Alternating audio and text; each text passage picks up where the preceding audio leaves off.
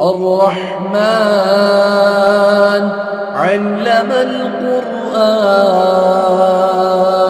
خلق الإنسان علمه البيان الشمس والقمر بحسبان والنجم والشجر يسجدان والسماء رفعها ووضع الميزان ألا تطغوا في الميزان وأقيموا الوزن بالقسط ولا تخسروا الميزان والأرض وضعها للأنام فيها فاكهة والنخل ذات الأكمام والحب ذو العصف والريحان فبأي آلاء ربكما تكذبان خلق الإنسان من صلصال كالفخار وخلق الجان من مارج من نار فبأي آلاء ربكما تكذبان رب المشرقين ورب المغربين فبأي آلاء ربكما تكذبان مرج البحرين يلتقيان بينهما برزخ لا يبغيان فبأي آلاء ربكما تكذبان يخرج منهما اللؤلؤ والمرجان فبأي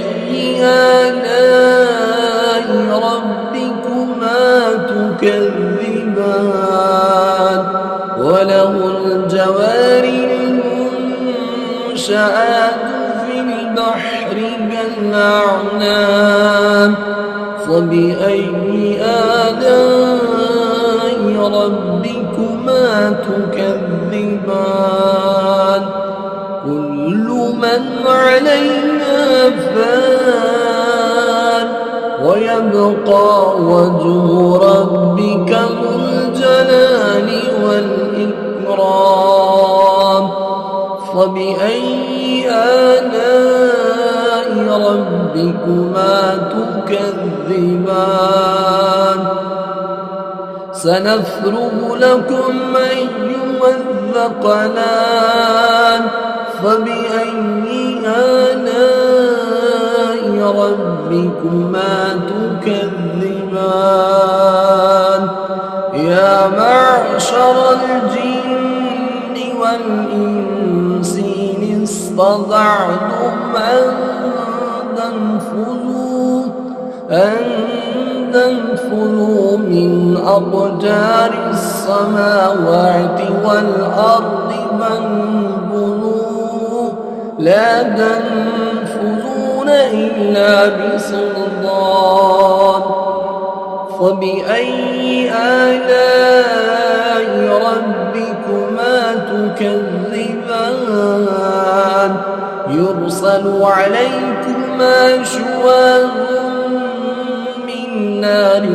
ونحاس فلا تندسران فبأي آلاء ربكما تكذبان فإذا انشقت السماء فكانت وردة كالدهان فبأي آلاء ربكما تكذبان فيومئذ لا يسأل عن ذنبه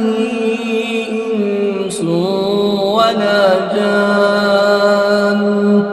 فبأي آلاء ربكما تكذبان يعرف المجرمون بسيماهم فيؤخذ بالنواصي والأقدام فبأي آلاء ربكما تكذبان هذه جهنم التي يكذب بها المجرمون يطوفون بينها وبين حميم آن فبأي آلاء ربكما تكذبان ولمن خاف مقام ربه جنتان فبأي آلاء ربكما تكذبان ذواتا أفنان فبأي آلاء ربكما تكذبان فيهما عينان تجريان فبأي آلاء ربكما تكذبان فيهما من كل فاكهة زوجان فبأي آلاء ربكما تكذبان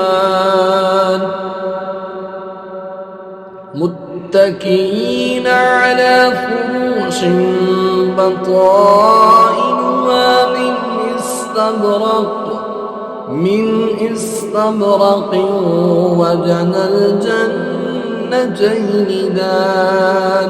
فبأي آلاء ربكما تكذبان فيهن قاصرات الطرف لم يطمثهن إنس قبلهم ولا جان فبأي آلاء ربكما تكذبان كأنهن الياقوت والمرجان فبأي آلاء ربكما تكذبان